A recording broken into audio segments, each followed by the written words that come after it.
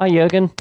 Hi. Just in a very general sense, you must be encouraged by obviously the result and the performance and the confidence that can give you from the Leipzig game going into this one on Monday.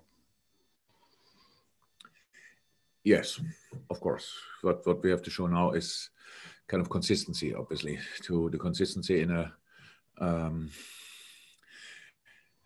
in a performance way, in a defending way, and then obviously where we have one foot in the game already. If we can do that, and then if we can build on that, then we have a chance to win a football game, and that's what we obviously what's the target for the next game. I know you were pleased with the defending in particular the other night, and I know it's only a couple of games for Kabak and Phillips together, but it was another clean sheet too for them now. How encouraging is that, and how much confidence can that give them?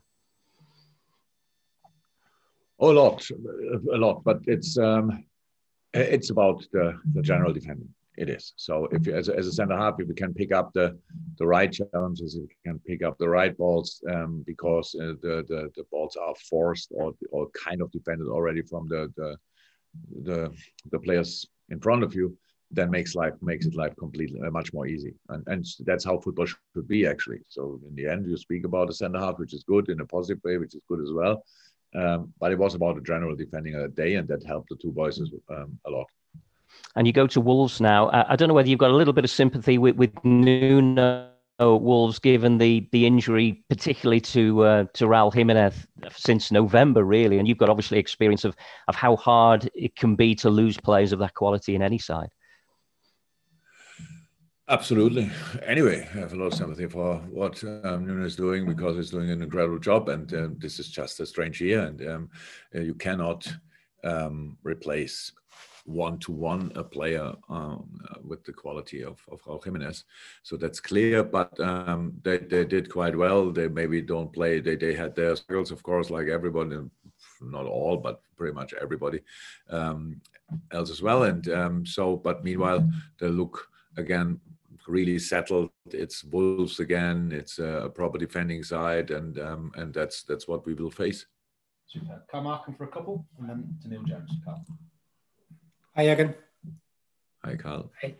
Can you just check the injury front? How's Firmino and anybody else not available or available? We will see. So Bobby was not with us. That means that that he couldn't play. But now we had a few more days, and later on, I have the medical meeting actually after the press conference. Sorry. So then they will give me more information about that, and we will see. So 2 more days, hopefully. Everybody else all clear. Who? Everybody else is all clear. Yeah, looks like in a moment. Yeah. Okay. Can I ask you about going back to the centre backs?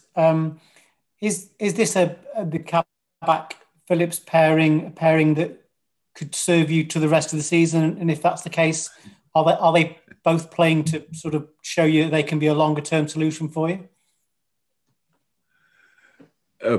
No, there's no test now or whatever. That's not a testing period about long-term future and stuff like this. No, and we will see. I hope they will stay fit. That's I cannot sit here and give no guarantees for these kind of things. I heard nothing different so far, so I think they are still will be available and look good. So and if they're physically ready to go again, which I hope, then why should we change? That's clear. You want to have consistency, and we never had. So if the house that looked really good, and of course it's hopefully they can play a lot of games, if not all of the rest, but. If not, then we have to find solution again. Reece Williams, I don't want to forget him. He's in a good moment. Ben Davies has to adapt. It was always clear. A lot of players came here to Liverpool, and the most famous story is maybe Andy Robertson, and took him half a year in a normal season, where pretty much everything else was kind of settled to settle in. And Ben is a really good player, but he has to get used to all the stuff here as well. And these kind of things, that's how it is. So, but we have now still options, and hopefully it will stay like this. Just on Ben then, should we not be surprised if we don't see him maybe this season and you build him up for a longer term project? Oh, I don't make these kind of judgments, really. No, what you are surprised about, I don't know. But no, I will not. I don't tell Ben now. You have just to train until mid of May, and then we see further. No. It will take as long as it takes. But the problem was that it was clear that we will not start with 2 new center halves if we don't have to, because of the situation and the position. It's really important that the boys are in the last line, especially that they are used to each other. And the more games you can play together, the better it is. And that's why we always friggled a little bit here and there and try to make it as consistent as possible. But a lot of things disturb that process. But now it's okay. And no, Ben will play when he will play. So that's how it is. And as it stands, these will be the final couple of questions in the open from Neil Jones. We've got Richard Tanner and Russell Stoddart from the Sunday Journalist, and that'll be in the embargo section. But Neil, as it stands, conclude potentially the press conference. Hi, Jürgen, you okay? Want to ask about Jota. Obviously, he's going back to his old club, and he's come back quite successfully into the side. How big a miss was he when he was injured? And can you just give a sort of what he changes in terms of the way that you're able to play with him in the side? Yeah, it was a big miss. I think the moment when he got injured, he was in a really good moment, which is always then really makes the fact, which is already bad, that a player's injured, even worse. And so what does he bring? His quality. So he can play obviously up front there, all 3 positions, played all 3 positions for us, and that's already really helpful and can play that on a really high level. So he makes us stronger, which is really good. And now he's back and had to play the first game immediately, 90 minutes, which was definitely not planned, just happened in the game because of other things we had to do.